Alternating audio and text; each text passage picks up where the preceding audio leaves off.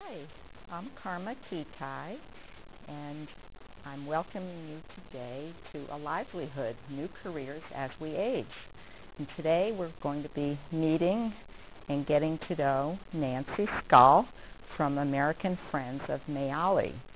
Nancy was a woman who had a pretty high-placed job at Digital and retired 10 years ago. And we're going to find out today about her journey to founding an organization which she's calling American Friends of Meali. So, hello and welcome. Thank you. Yeah, Nice to be here. I'm very happy to have you here and to have learned a little bit already about your new project. So, why don't we start, Nancy, with talking about what it was like for you when you were at Digital and you were vice president there, and I imagine you were very busy, had a hectic life, and were thinking ahead about what you're going to do next. So what was that transition like for you? What were you thinking that you might do after you left Digital? Well, actually, I didn't have any idea what I was going to do after I left Digital. You're right, I was in a very high-powered, kind of high-energy position. And I reached a point in November of 1997 where I was actually eligible to take early retirement, and I spent a couple months before that trying to decide what. So, I spent time putting my life in order, updating my estate plan, all this kind of things that you don't do when you're working because you don't have time. I did think about how I really wanted to invest money, filing stuff, all that stuff. And after about 3 or 4 months of that, which is not terribly rewarding, but at least it helped me to unwind and gave me some sense of accomplishment, then I decided I would take 2 different tacks. One was I thought I could extend my career by doing some consulting work. And the other was I had just a lot of latent interests that I'd accumulated over the course of my life that I wanted to pursue, like writing and classical music and dabbling in photography and some volunteer work, picked up volunteer work. I'd always done a lot of volunteer work for Brown, but I had Brown University where I'd gone to school, but I kind of put that on hold while I was at Digital because I didn't really have time. Yeah. So I know you got into photography in a big way. I did. I just attacked that with great passion. I took some courses at the New England School of Photography, and ultimately just kept taking the same course over and over again because I really liked the instructor, and it gave me time in the darkroom. I was doing black and white film photography.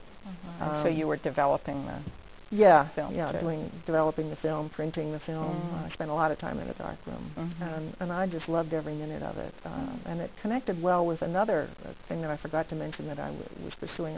I had become estranged from the church life I had had as a child, which involved mostly singing in the choir, but going to church every Sunday at least. And I hadn't done that for a long time, and I kind of went back to that around that same time when I was trying multiple things, and the photography just meshed very nicely with that. It was a spiritual experience.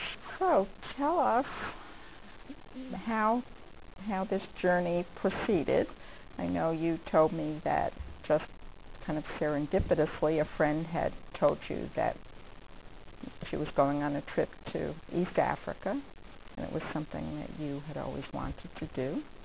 So yeah, another childhood dream, and that one came from collecting stamps. I loved the British colony stamps, and they were mostly East African, and so I'd had a lifelong dream to go to East Africa. So when she told me she just was in the process of planning a trip, I said, oh, I've always wanted to go.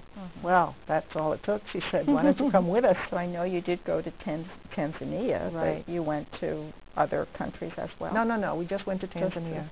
We spent, it was a 2-week trip. There's a lot to do in Tanzania. A lot of national parks and animals, and everybody asks you, oh, you went on safari, and yes, we went on safari, but that for me was not, although I loved that part of it, was not the most important part for me. I wanted to do what I always like doing when I'm traveling, and that was meet people and get a sense of the lifestyle there. And we did a lot of that too. Yeah. So I know that you eventually went to this school that just became very dear to your heart. Right. Yeah. It was one of the stops on our tour. One day we showed up about lunchtime, and we maybe spent about an hour at the school. But it's a school that's right in the middle of a coffee plantation, so it's quite isolated from anything that like a town. Although there is a village, but I don't have much sense of where the village is relative to the school. It's a very poor area. The children are the children of the workers on the plantation who earn about $1 a day. So that they struggle to put food on the table, let alone clothe and educate their children. Right. But education is required in Tanzania for grades 1 through 7, so the children do go to school. Yeah. So you had this really short visit. I think you said it was just an hour long. Right. At this school. Yep. And this was a school for children, we would call it elementary. Yes, age. It goes through 7th grade. And you met this teacher whom you liked a lot. Right. Yeah. Well, our tour guide had done a lot of work in finding a school with a headmaster that could be trusted, and was a good guy, and he really was a very likable a very likable guy. I've gotten to know him much better by communicating with him via email over the last year or so. His name is Samson, and in fact we have a picture of him. Why don't we show that picture of the school with Samson and 3 of the boys. Yeah, there they are. Okay. And so Samson talked with us about the school, and then he took us into several different classrooms and introduced us to the children, and they were so well behaved and disciplined, but still you could tell they were just like kids everywhere. They were bright-eyed and bushy-tailed and just looked eager to learn, and clearly liked Samson. So how did you, as you told me, you were there really just for an hour for a visit as a tourist, but it sounds like it just captured your heart, and it made you decide that you're going to do something about it when you got back home. So let us know, how did that come about? Well, one of my friends in the group asked Samson at the end of our visit how we could help. So I think actually it may have attracted her even more than it attracted me initially. And he said, well, he had very few textbooks. The government pays for everything, but they don't really provide enough of anything. So it would be helpful if we could send him some money for textbooks. He said $1,000 would buy him all the textbooks he needed for the school.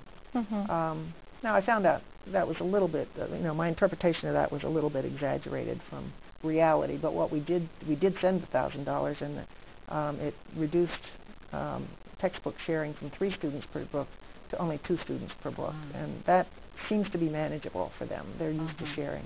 So let me stop you because we just have a couple more minutes. And what I'd really be interested in is, what are your future plans for American Friends of Meali? Okay, well, we've just gotten incorporated. I have a board of directors, and we've got bylaws, and everything is in place, and we've just submitted all our paperwork to the IRS to attain tax-exempt status. I'm told that should take about 8 weeks, so I'm hoping maybe by mid-May. I tend to be an eternal optimist that we'll actually get the approval for that, and that will make it easier to raise money. So, but we're now a bona fide organization, and there are more people than just me to raise the money too. Our next project is going to be to set up a computer lab, actually, at the school. Which means you have to get power. Yes. So the first installment is going to go for a solar power generator, because it would take years to get the government to bring power in from wherever it now terminates. So we'll get a solar power generator, and then the next installment will go for 2 computers, a printer, satellite internet access equipment, and the stuff you need to connect all that up. And then we're going to cover the first year of expenses, which also includes a specialized teacher. So how much money the total is going to be $15,000. So that's going to test your expertise in fundraising. Yes. Yeah. I don't like to think about it that way. I think of it more as matchmaking. You know, I see this as filling a void out there. You know, people have a latent need to do something really meaningful. And this I think you're right. is the most meaningful thing I've done in my life.